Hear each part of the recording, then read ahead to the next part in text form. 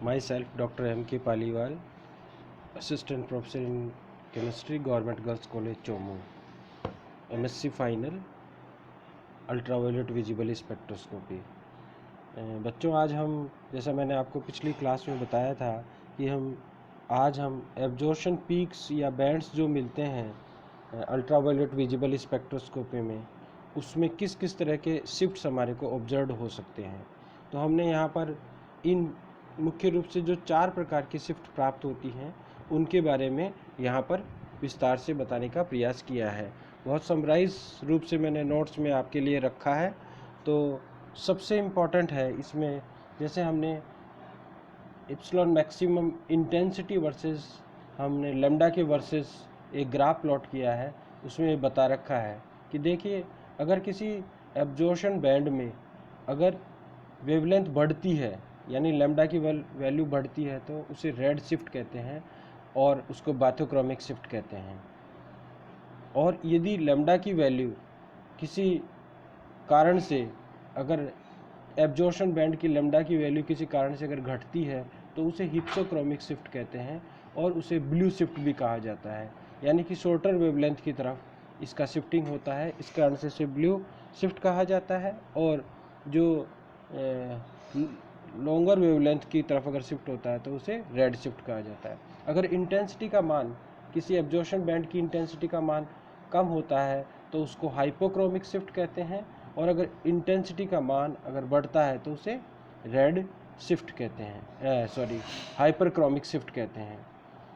Generally red shift is observed with hyperchromic effect and blue shift is observed with hyperchromic shift, यानी कि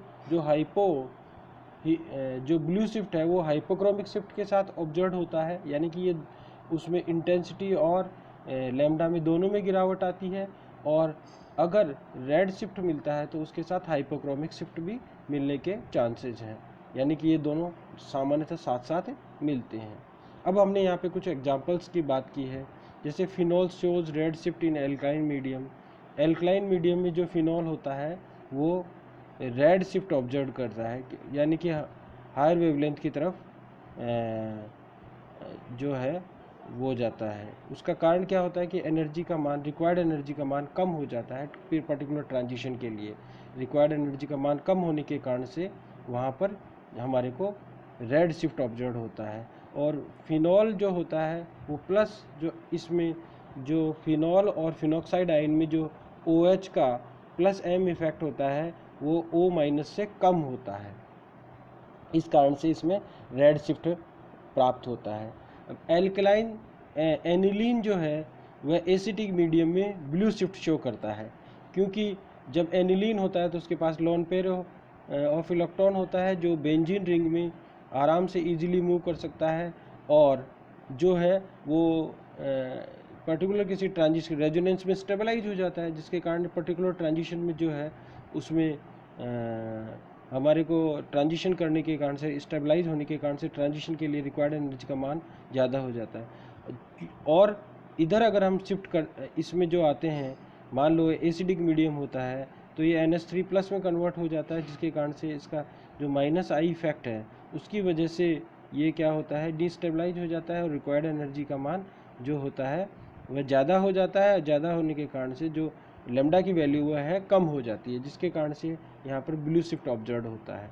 pyridine में इस प्रकार से जो है वह रेड शिफ्ट ऑब्जर्व होता है, जो कि +I इफेक्ट के कारण से। पिरिडीन और 2-मिथाइल पिरिडीन में, 2-मिथाइल पिरिडीन में जो मिथाइल का +I इफेक्ट होने के कारण से इसमें रेड शिफ्ट ऑब्जर्व होता है। इसी प्रकार से बाईफिनाइल और 2-मिथाइल बाईफ्लाइन में, 2-मिथाइल बाईफ्लाइन में प्लेनरिटी डिस्टर्ब होने के कारण से जो है वो ब्लू शिफ्ट ऑब्जर्व होता है, क्योंकि ब्लू शिफ्ट का मतलब ये हो गया कि रिक्वायर्ड एनर्जी का मान ज़्यादा हो गया तो फिर लेमडा का मान कम हो जाएगा रिक्वायर्ड। देखिए यहाँ पे लेमडा मैक्सिमम जो है बाईफिनाइल में 250 है, जबकि 2-मिथाइल बाईफिनाइल में 237 है, यानी लेमडा मैक्सिमम का मान घट गया।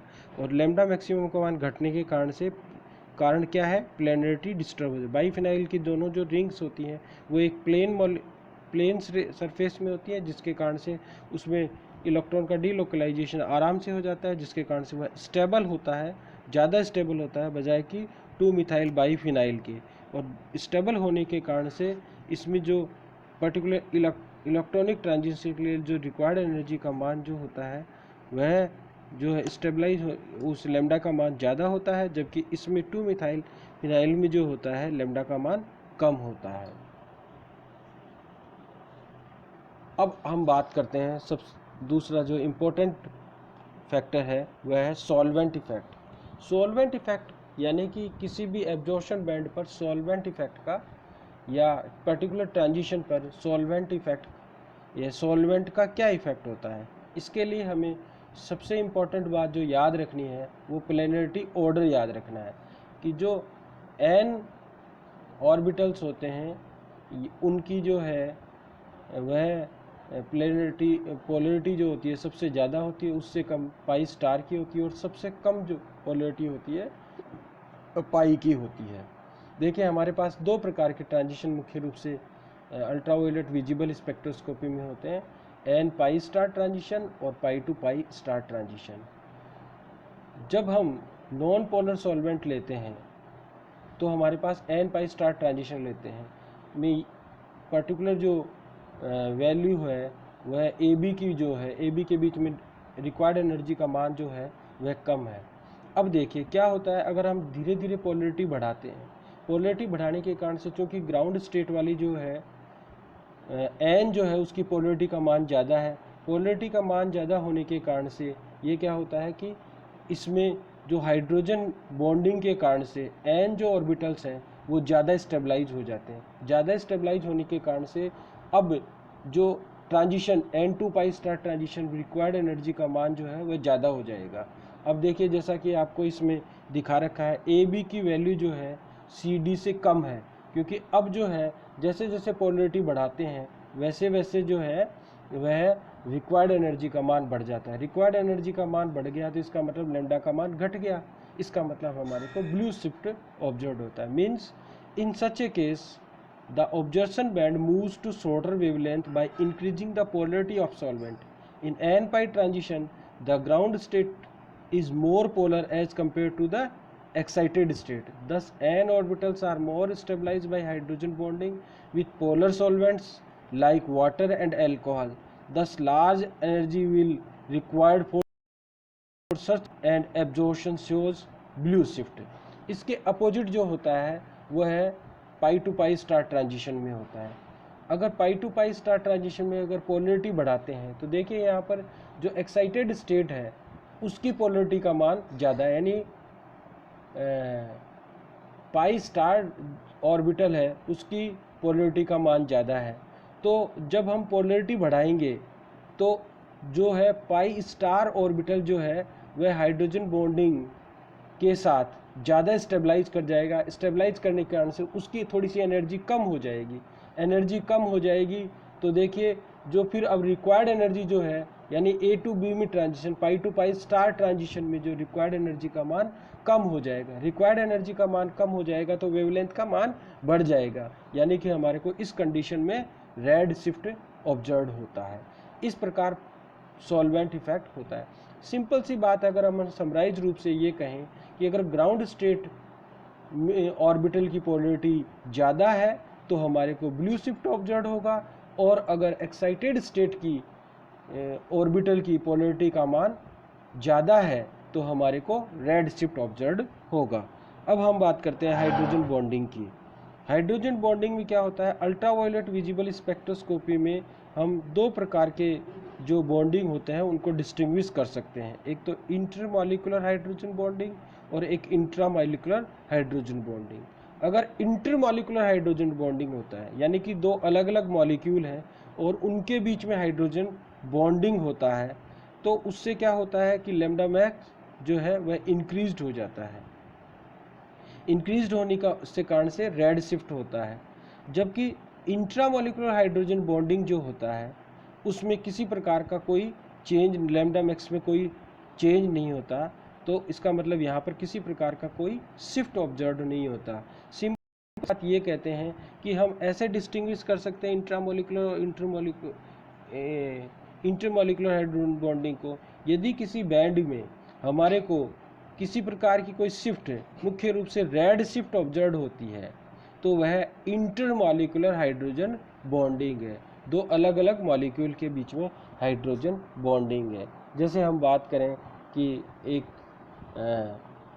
एथेनॉल और एथेनॉल के दो मॉलिक्यूल हैं, उनके बीच में हाइड्रोजन बॉन्डिंग होती है, तो इस प्रकार की जो बॉन्डिंग होती है वह जो है इंटरमॉलिक्यूलर हाइड्रोजन बॉन्डिंग होती है। जबकि सैलिसिलिक एसिड में जो होता है, या फिर मान लो बेंजीन रिंग पे दो ग्रुप जुड़े हुए हैं जिनके बीच में आपस में हाइड्रोजन बॉन्डिंग हो जाती है, OH और COH ग्रुप जुड़ा हुआ है और उनके बीच में हाइड्रोजन बॉन्डिंग हो जाती है किसी वजह से आपस में ही, उन्हीं के एक ही मॉलिक्यूल के बीच में, तो इस प्रकार की जो बॉन्डिंग होती है वो इंट्रामॉलिक्यूलर हाइड्रोजन बॉन्डिंग होती है।